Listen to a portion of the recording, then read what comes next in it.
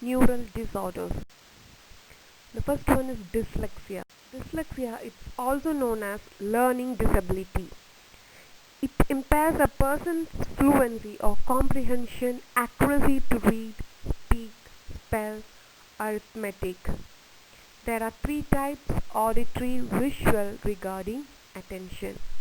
And a person with dyslexia or learning disability, he has average or above average IQ but record poor academic performance. This academic performance may be in any one of the area, where it could be auditory, visual, or it could be about attention. A delay in speech, slow learning of new words, difficulty in rhyming words, low letter knowledge, letter reversal, or mirror writing, where the person may think of B as D, or he may recollect D as B. And the speech starts delay in such people, and slow learning is the characteristic of these learning disability. In primary school, usually difficulty occurs in alphabetical letter order, difficulty associating sounds, decoding written words. The person is unable to read. And secondary school children, when when the child reaches secondary level of education, he shows inaccurate reading, poor spelling, lack of completion of tasks within speculated time, lack ability to see differences and similarities between words. And diagnosis, that is using functional magnetic resonance imaging as well as positron emission tomography.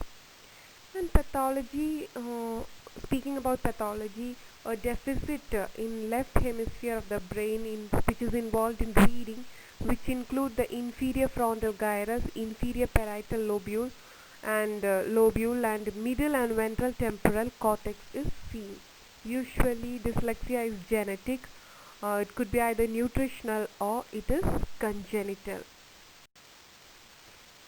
Treatment, no particular treatment, but there are special teaching strategies that are present, and you need to give such person with dyslexia with special teaching strategies so that they are able to overcome. Proper care and support to overcome this disease is the main thing. You might have seen Tare Zameen Par, that movie, in which that kid, once he opens the books, he finds that the letters, the alphabet starts to float. So that is because he is unable to pay attention, and this is due to the deficit that is present in the left hemisphere of brain. Next is Parkinson's disease. This disease is actually caused by degeneration of dopaminergic neurons, or the dopamine secreting neurons of the substantia nigra, which is present in brain. So this disease starts at a very middle age, somewhere around 40, but the symptoms are visible only after 80% of the dopaminergic neurons are degenerated. And the symptoms include mild tremor. Mild tremor is found, rigidity, slowness of movement, postural instability, constipation, difficulty in swallowing, flowing of saliva from mouth, impaired balance, and walking. These are the features of Parkinson's disease. Tremors include involuntary skeletal muscle contraction, with often interfering with voluntary movement. The person keeps on, it's like a shivering or shaking of hands that occurs, whereas rigidity is the person is unable to move his limbs. Though he wants or he tries to move his limbs, he is unable to move his limbs in the direction which he wants. There's always Slowness of movement, if a person is sitting, he is unable to stand at a faster pace. There is slowdown of all muscular activity. There is all slowness of all muscular activity, which is known as bradykinesia. And also the person shows inability, or there is change in his handwriting. That too is because his skeletal muscles are very much affected. The skeletal muscles are very much affected, and words also become written in smaller letters, which is known as microphagia. And gait, the way how a person moves, that also becomes somewhat retarded. uh, it He loses the normal gait, and it is also known as festinant gait, characterized by short steps with feet barely leaving the ground, or while moving he makes sound, producing an audible shuffling noise. And postural instability, failure of postural reflexes lead to impaired balance and frequent fails and frequent falls, as well as secondarily fractures due to the falls, are the characteristic features of Parkinson's. This is followed by, since the muscular system is weakened, this is followed by constipation. The patient always shows an difficulty in swallowing. Even the saliva, he is unable to swallow the saliva, and this saliva keeps on coming or flowing out of mouth. And impaired balance, or the person shows movement towards one direction. These are the characteristic features of Parkinson's disease. Loss of muscle function, shaking, difficulty with walking and gait, cognitive and behavioral problems are also seen when 80% of the dopaminergic neurons are lost, and lack of expression in the face, muscle aches and pains, and movement problems. While walking, the patient feels pain in his leg. And non-muscular symptoms are also present, which include autonomic dysfunction. Neuropsychiatric problem arises where sensory, emotional, and sleep problems are also attached with Parkinson's disease.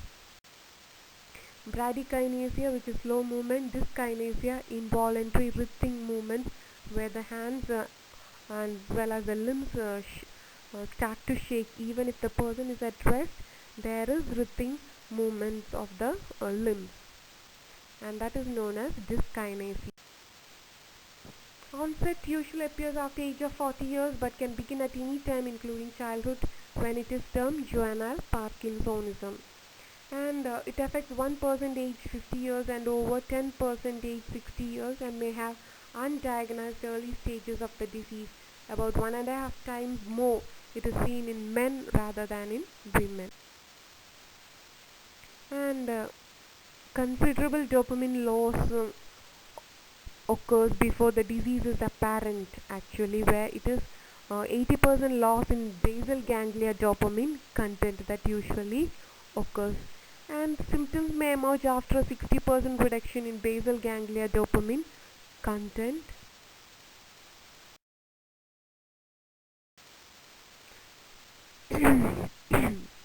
The dopaminergic neurons, they are concerned with muscle movements, and these dopaminergic neurons, actually substantia nigra is the source for these dopamine rich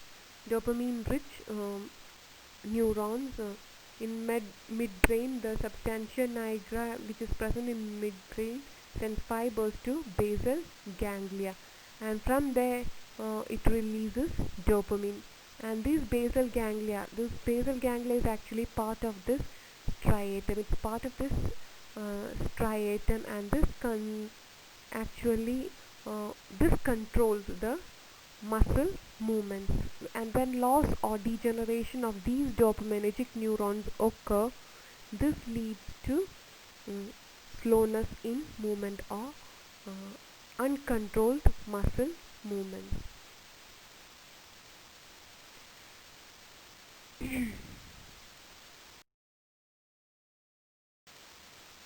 So this is a picture of a shrunken substantia nigra in Parkinson's disease, and this is a normal condition. The pathology in Parkinson's disease is the appearance of Lewy body. Actually, Lewy body are nothing but alpha-synuclein. Alpha-synuclein, a dense coprotein that is present as Lewy body within these neurons, and uh, this might be one of the reasons for degeneration of these neurons. And the main reason is unknown, but some say it is genetic, though the exact reason for Parkinson's is not known. And many environmental toxins lead to clumping of alpha-synuclein 2, that is pesticide, drug abuse and all, leads to increase of these Parkinson's disease. April 11th is celebrated as Parkinson's Day, to make an awareness, to create an awareness for this disease. And Parkinson's disease, actually, the number of patients with Parkinsonism is increasing day by day. And public awareness programs are conducted, and people with Parkinsonism include Michael J. Fox and the legend Muhammad Ali. And Muhammad Ali, those are people who have Parkinson's disease. Treatment, the main drawback of this is dopamine. Dopamine directly doesn't cross the blood-brain barrier. It's hard for dopamine to cross the blood-brain barrier. So, direct injection of dopamine is not possible, since it doesn't cross the blood-brain barrier.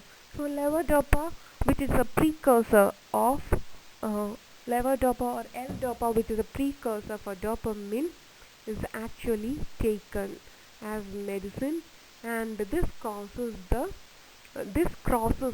blood-brain barrier.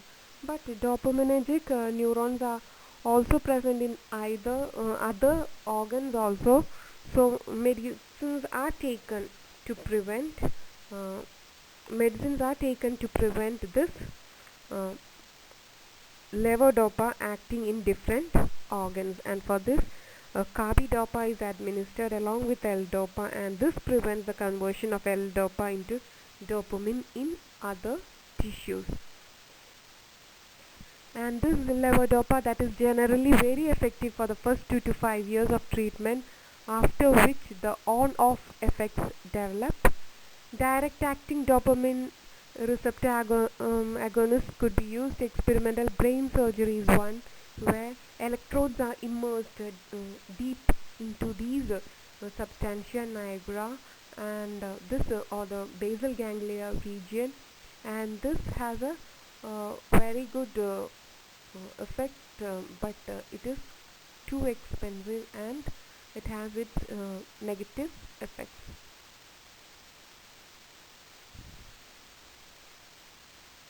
Neural tissue implant is one such thing, where the fetal dopamine cells are implanted within the brain, but those are just experimental one. Next is epilepsy. Epilepsy, it's chronic neurological disorder characterized by repeated seizures, where the neurons the neurotransmitters get released continuously, exciting the postsynaptic membrane. And seizures are symptoms of abnormal, excessive or synchronous neuronal activity of these synaptic membranes. When the postsynaptic membrane gets activated, actually this results in seizures. And the characteristic features, based on the characteristic features exhibited by the patients, that could be divided into three types. The first one is grand mal epilepsy, which is the extreme neuronal discharges in all areas of the brain, in the cerebral cortex, in the deeper parts of the cerebrum, and it is found even in the brainstem. It is found even in the brainstem, and this leads to sudden loss of consciousness followed by convulsion or seizure. And discharges, they are sometimes transmitted to spinal cord, and they cause generalized tonic seizures of the entire body, followed by alternating tonic and spasmodic muscle contractions called tonic-clonic seizures. And these clonic seizures, they are characterized by violent jerky movements of limbs and face due to alternate severe contraction and relaxation of muscles. This is because of the neurotransmitter that is being released. And the signals transmitted from brain to viscera frequently cause urination and defecation. And grand mal seizures last from few seconds to 3 to 4 minutes. And the person may remain in such condition for 1 to few minutes after the seizure attack is over, and then often remains severely fatigued and asleep for hours thereafter. The second one is petit mal epilepsy, which involves thalamocortical brain activating system is involved in this type of epilepsy, where the person becomes unconscious suddenly without any warning, and the unconsciousness lasts for 3 to 30 seconds, during which time the person has twitch-like contractions of muscles, usually in the head region, especially blinking of the eyes, followed by return of consciousness and resumption of previous activities. This total sequence is called the absence syndrome or absence epilepsy, because this lasts for a shorter duration, and it's just unconsciousness of the person that occurs without any other effects. And petit mal epilepsy, it usually occurs in conditions like head injury, stroke, brain tumor, and brain infections. The other one is focal epilepsy, that is when seizure activity is limited to a particular part of brain hemisphere. Then this results in localized or focal epilepsy. And this mainly occurs because of excessive discharge of stimuli from one part of brain, which is called localized focal epilepsy. And usually this abnormality starts from a particular area and spreads to adjacent area, and this type of seizure is also known as Jacksonian epilepsy,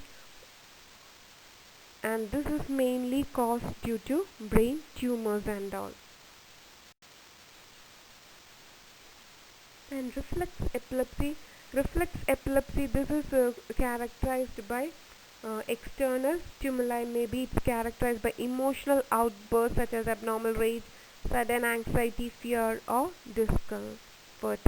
There is amnesia or confused mental state for some period in reflex epilepsy.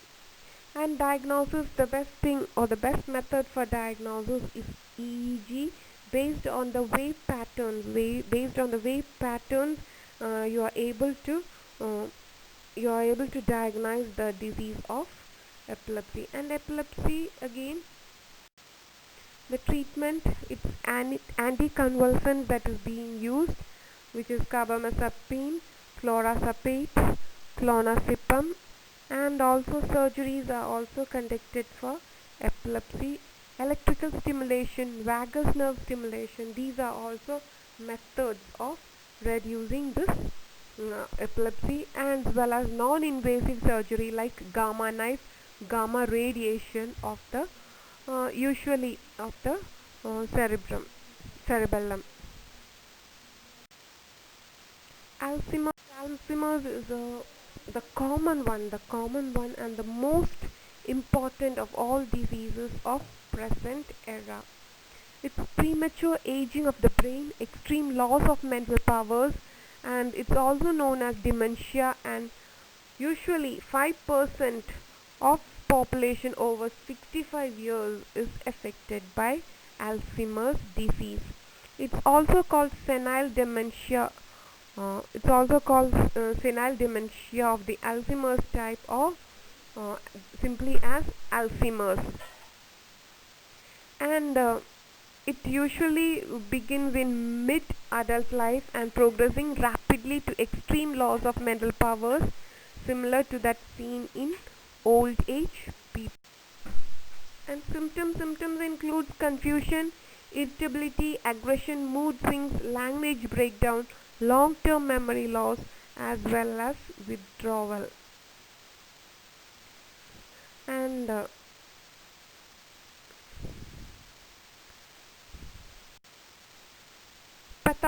pathology usually loss of neurons that liberate acetylcholine. That might be one of the reasons for this, which include plaques, beta amyloid peptide, and fibrillary tangles in brain. Tangles aggregate of microtubule associated protein, which is known as tau, and loss and shrinkage of neurons and synapses, as well as change in acetylcholine receptor sites, are one of the reasons for Alzheimer's.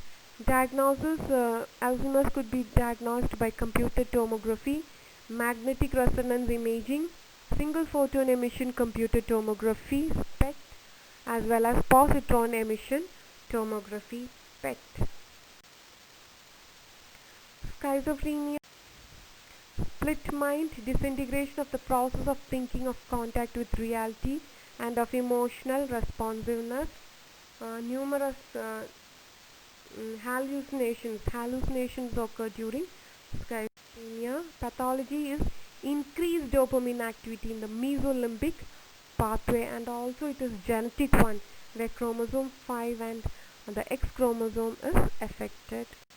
And symptoms: hallucination, paranoia or delusions, where the persons are confused, disorganized thinking and speech, emotional difficulty, the person shows outburst in emotion, impairment in social cognition, social isolation, purposeless agitation. The person becomes either emotionally he is unstable, either he is happy or he is emotionally imbalanced. And treatment for schizophrenia, that is psychotherapy, vocational rehabilitation, social rehabilitation is there, antipsychotic medication to suppress dopamine activity.